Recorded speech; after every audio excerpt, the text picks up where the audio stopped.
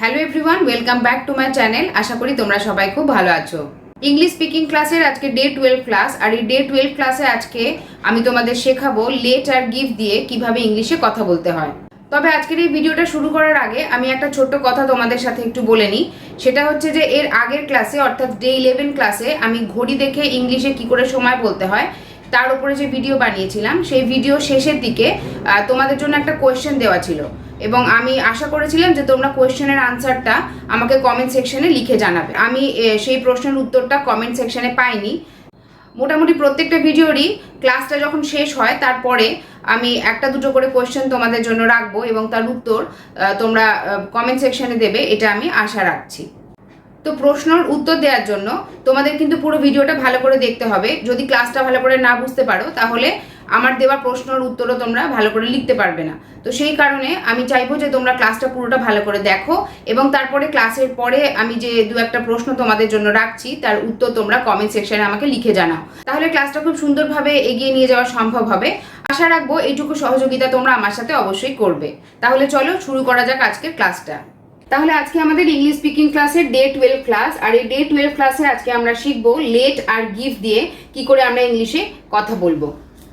আজকের এই ভিডিওটা যদি তোমরা পুরো ভালো করে দেখে নাও তাহলে খুব সহজেই তোমরা লেট আর গিভের ব্যবহার করে ইংলিশে অনেক অনেক সেন্টেন্স বলতে পারবে। দেখো এখানে লেট, এলইটি লেট, লেট মানে দাও, আর গিভ, জিআইভিই গিভ, গিভ মানেও দাও। তাহলে দুটো ক্ষেত্রেই মানেটা হচ্ছে এক, অর্থাৎ দাও। তাহলে আমরা কোনটা কোন ক্ষেত্রে ব্যবহার করব সেটাই আজকের ভিডিওতে আমরা শিখতে চলেছি। বাংলাতে এই দাও কথাটা আমরা বিভিন্নভাবে ব্যবহার করে থাকি। যেমন আমি নিচে তোমাদের এক্সাম্পল দিয়ে দেখো বিষয়টা বোঝাচ্ছি। আমরা বলি আমাকে যেতে দাও, আমাকে যেতে দাও, এভাবে আমরা বলতে পারি। বা অনেক সময় বয়সে ছোট কেউ থাকলে আমরা এভাবে বলি যে আমাকে যেতে দে। বা বয়সে বড় অপরিচিত কোনো ব্যক্তি হলে তাকে আমরা বলি আমাকে যেতে দিন। তাহলে এইভাবে দাওকে আমরা দাও, দে বা দিন এইভাবে বলে থাকি। তাহলে আমরা যখনই কোনো বাক্যের শেষে দাও, দে বা দিন এই শব্দগুলো দেখতে পাবো তখনই কিন্তু আমরা বুঝতে পেরে যাব যে সেই বাক্যগুলোর মধ্যে আমাকে লেট বা গিভ এই দুটোর মধ্যে কোনো একটা ব্যবহার করতে হবে। এখন কোথায় আমাদের লেট ব্যবহার করতে হবে আর কোথায় আমাদের গিভ ব্যবহার করতে হবে চলো আমি তোমাদেরকে শেখাচ্ছি। কোনো বাংলা বাক্যের মধ্যে যদি আমরা ক্রিয়া বা কোনো কাজের নাম দেখতে পাই তাহলে সেখানে আমরা লেট ব্যবহার করব।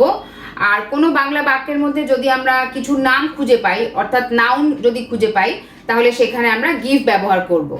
তো চলো এক্সাম্পলের সাহায্যে আমরা বিষয়টা ভালো করে বুঝে নিই। এখানে আমি দুটো সেন্টেন্স লিখেছি বা দুটো বাক্য লিখেছি। প্রথমে লিখেছি আমাকে যেতে দাও, আর পরেরটা হচ্ছে আমাকে পেনটি দাও। তো এখানে আমাকে যেতে দাও এই বাক্যের মধ্যে যেতে এটা হচ্ছে ক্রিয়া বা ভার্ব। যেতে অর্থাৎ যাওয়া, কোনো কাজ বোঝাচ্ছে, সেই কারণে আমাকে যেতে দাও এখানে যেতে হচ্ছে ক্রিয়া বা ভার্ব।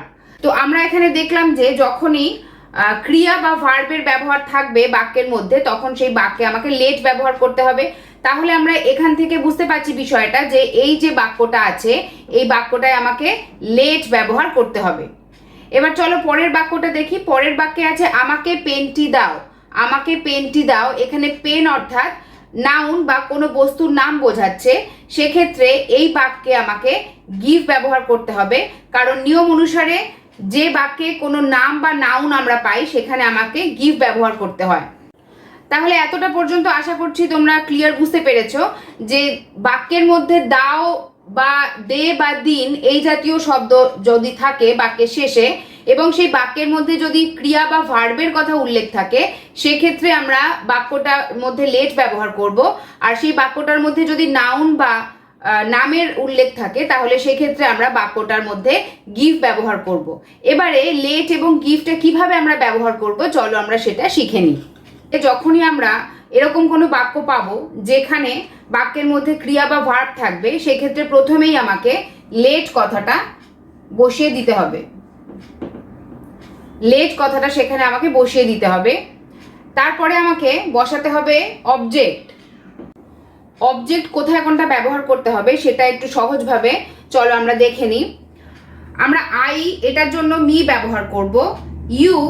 ইউ এর জন্য আমরা ইউ লিখব। উই এর জন্য আমরা বলবো আস।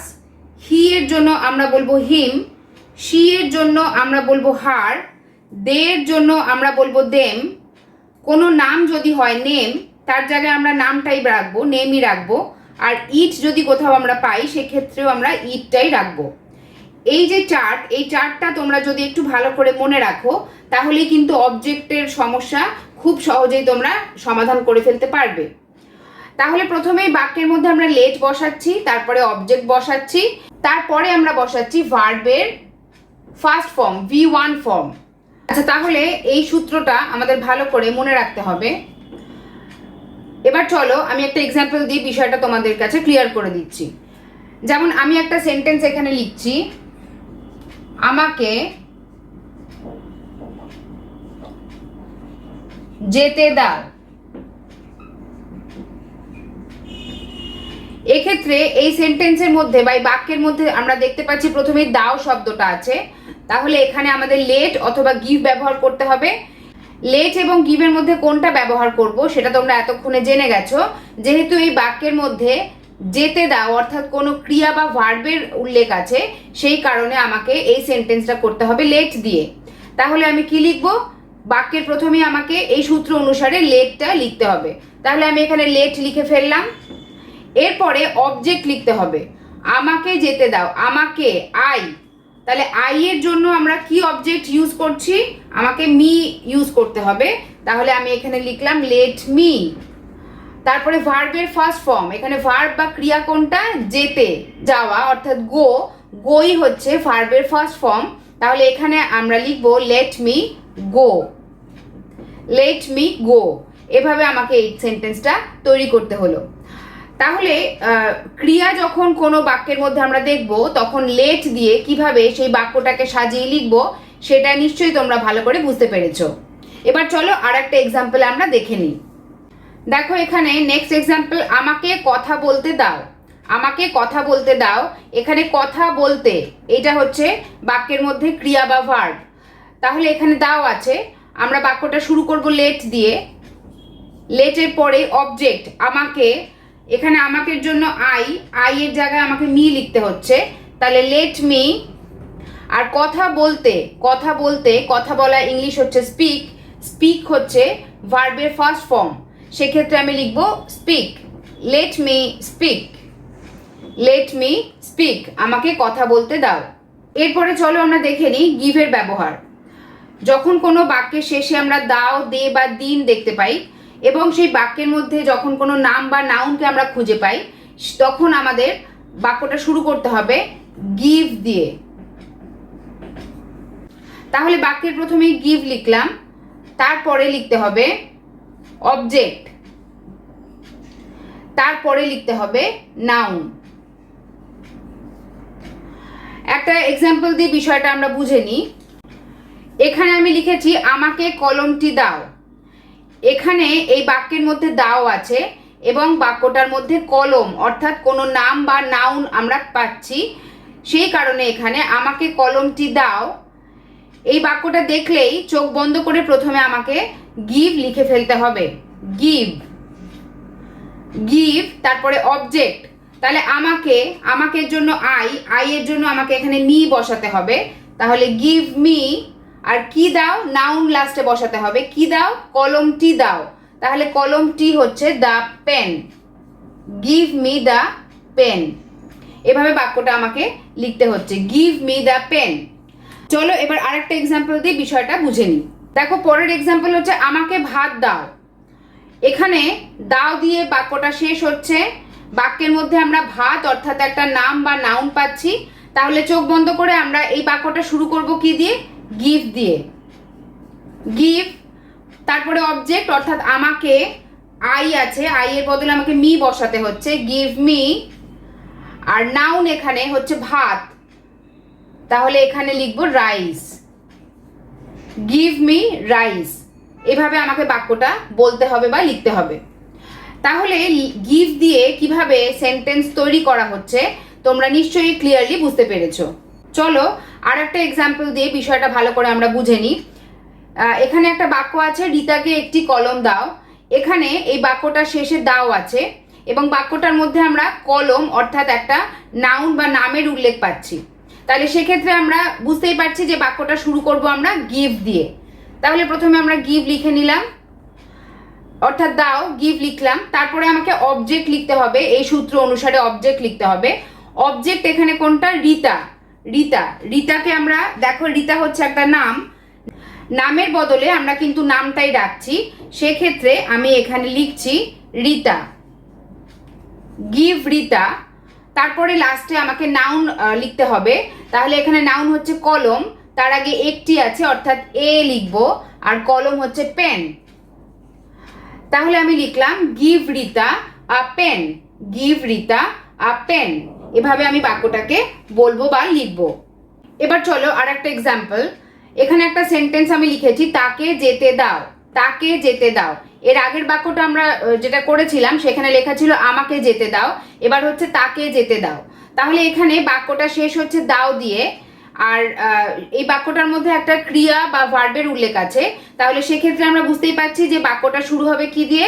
লেট দিয়ে, তাই তো? লেট দিয়ে। তাহলে লেট লিখলাম, তারপরে অবজেক্ট লিখতে হবে আমাকে সূত্র অনুসারে অবজেক্ট। তাহলে অবজেক্ট হচ্ছে তাকে, অর্থাৎ তাকে মানে হি হবে, হি এর বদলে আমাকে এখানে হিম কথাটা ইউজ করতে হবে। তাহলে আমি এখানে লিখবো লেট হিম। আর তারপরে দেখো ভার্বের ফার্স্ট ফর্ম লিখতে হবে। এখানে যেতে দেওয়া আগেই বলেছি যাওয়া হচ্ছে গো, সেক্ষেত্রে আমরা গোটাই হচ্ছে ভার্বের ফার্স্ট ফর্ম, সেটাই আমরা এখানে লিখে ফেলবো। তাহলে লেট হিম গো, তাকে যেতে দাও, লেট হিম গো। এভাবে আমাকে বাক্যটাকে তৈরি করতে হচ্ছে। চলো দেখে নিই আরেকটা এক্সাম্পল। এখানে আমি বাক্যটা লিখেছি আমাদের নাচতে দাও, আমাদের নাচতে দাও। এখানে বাক্যটা শেষ হয়েছে দাও দিয়ে, এবং বাক্যটার মধ্যে নাচতে অর্থাৎ নাচা একটা কাজ বা ভার্ব বা ক্রিয়া, তার উল্লেখ আছে।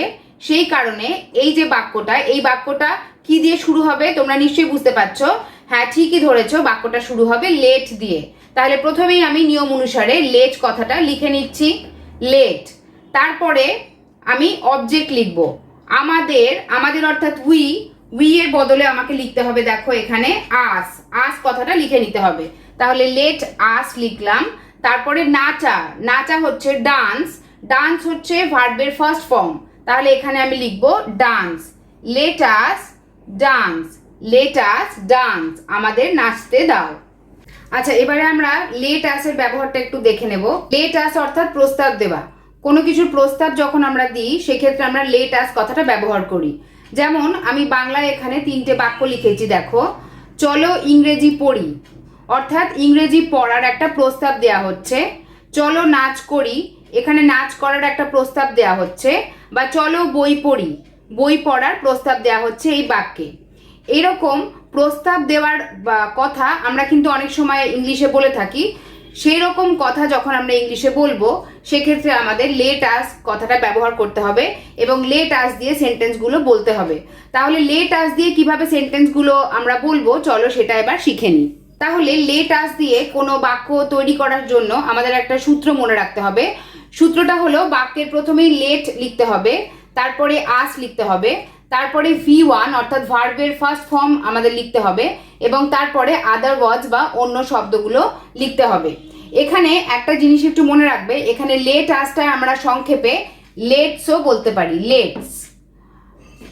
যখন আমরা প্রতিদিনকার কথাবার্তা বলি সেক্ষেত্রে আমরা সাধারণত লেটস কথাটাই বেশি ব্যবহার করে থাকি লেট আসের পরিবর্তে। লেটস হচ্ছে লেট আসের সংক্ষিপ্ত রূপ বা কন্ট্রাক্টেড ফর্ম। তাহলে চলো আমরা নিচের বাক্যগুলো দেখে নিই কিভাবে লেট আস বা লেটস দিয়ে আমরা তৈরি করছি। প্রথমটা আছে চলো ইংরেজি পড়ি, তাহলে এখানে একটা প্রস্তাব দেয়া হচ্ছে, সেক্ষেত্রে এই সূত্র অনুসারে প্রথমেই আমাদেরকে লেটস লিখতে হবে, লেটস। এরপরে ভার্বের ফার্স্ট ফর্ম, এখানে পড়া হচ্ছে ভার্ব বা ক্রিয়া, তাহলে পড়া ইংরেজি হচ্ছে রিড, তাহলে লেটস রিড। এবং তারপরে আদার ওয়ার্ডস বা অন্য শব্দ হচ্ছে ইংরেজি, তাহলে let's read English, let's read English. এভাবে আমাকে সেন্টেন্সটা বলতে হবে। এরপরে চলো পরের এক্সাম্পল দেখে নিই। চলো নাচ করি, চলো নাচ করি, এখানে প্রস্তাব দেয়া বোঝাচ্ছে, তাহলে সেক্ষেত্রে প্রথমেই আমাকে লেটস লিখতে হবে, লেটস। আর তারপরে নাচ করি, নাচ করা হচ্ছে একটা ক্রিয়া বা কাজের কথা বলা হচ্ছে, সেক্ষেত্রে নাচ করা হচ্ছে ডান্স। তাহলে আমি ডান্স হচ্ছে ভার্বের ফার্স্ট ফর্ম, তাহলে আমি এখানে লিখছি লেটস ডান্স, লেটস ডান্স। এখানে কিন্তু কোনো আদার ওয়ার্ড কিছু নেই, সেই কারণে এখানেই বাক্যটা শেষ হয়ে গেল, লেটস ডান্স, চলো নাচ করি। এরপরে নেক্সট আছে চলো বই পড়ি, চলো বই পড়ি। এক্ষেত্রে শুরু করব আমরা লেটস দিয়ে। এরপরে ভার্বের ফার্স্ট ফর্ম, ভার্ব হচ্ছে এখানে পড়ি বা পড়া, পড়া ইংলিশ হচ্ছে রিড, রিড হচ্ছে ভার্বের ফার্স্ট ফর্ম, তাহলে আমরা লিখছি রিড, লেটস রিড। আর তারপরে আদার ওয়ার্ডস, এখানে আদার ওয়ার্ডস হচ্ছে বই বা বুক, লেটস রিড বুক। এভাবে আমাকে সেন্টেন্সটা বলতে হবে, লেটস রিড বুক, চলো বই পড়ি। তাহলে আশা রাখছি যে তোমরা এই লেটাস বা লেটস এর ব্যবহার কিভাবে করতে হয় সেটা বুঝতে পেরেছো। তাহলে আশা রাখছি আজকের ভিডিওতে লেট, গিভ এবং লেটাস এই তিনটের ব্যবহার কিভাবে করতে হয় তোমরা ভালো করে শিখেছো, এবং এর পরবর্তী সময় তোমরা যখন ইংলিশে কথা বলবে তখন লেট, গিভ এবং লেটাস এর ব্যবহার খুব সুন্দরভাবে তোমরা করতে পারবে। আর এখানে আমি তোমাদের জন্য 1, 2, 3 এই তিনটে সেন্টেন্স বা তিনটে বাক্য লিখেছি। প্রথম বাক্য আছে আমাকে বইটা দাও, দ্বিতীয় বাক্য আছে তাকে পড়তে দাও, এবং তৃতীয় বাক্য আছে চলো খাবারটি খাই। তো আজকের ক্লাসে তোমাদের যেগুলো শেখানো হলো তার উপরই বেস করে আমি এই তিনটে তোমাদেরকে করতে দিলাম। তো আশা রাখবো তোমরা এই 1, 2, 3 এইভাবে এই তিনটের উত্তর কমেন্ট সেকশনে আমাকে লিখে জানাবে। তোমরা যদি আমাকে উত্তরগুলো লিখে জানাও তাহলে আমি বুঝতে পারবো যে আজকের ক্লাসটা তোমরা ক্লিয়ারলি বুঝতে পেরেছো কিনা। তো আশা রাখছি আজকের এই ভিডিওটা তোমাদের কাছে ভালো লেগেছে এবং হেল্পফুল বলে মনে হয়েছে। ভিডিওটা যদি ভালো লেগে থাকে তাহলে ভিডিওতে একটা লাইক করে দিও, কমেন্ট করো, আর অবশ্যই ভিডিওটাকে অনেক বেশি করে শেয়ার করে দিও যাতে তোমাদের মতো আরও বন্ধুরা উপকৃত হতে পারে।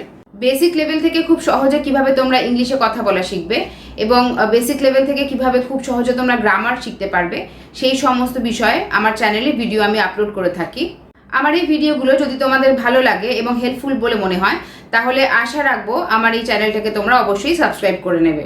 তাহলে আজকের জন্য ভিডিওটা আমি এখানেই শেষ করছি। সবাই খুব ভালো থাকবে আর অনেক বেশি করে প্র্যাকটিস করতে থাকবে, কারণ practice will make you perfect. পরবর্তী ভিডিও নিয়ে খুব তাড়াতাড়ি ফিরে আসছি। সবাই ততক্ষণ খুব ভালো থাকবে। Thank you so much for watching the video.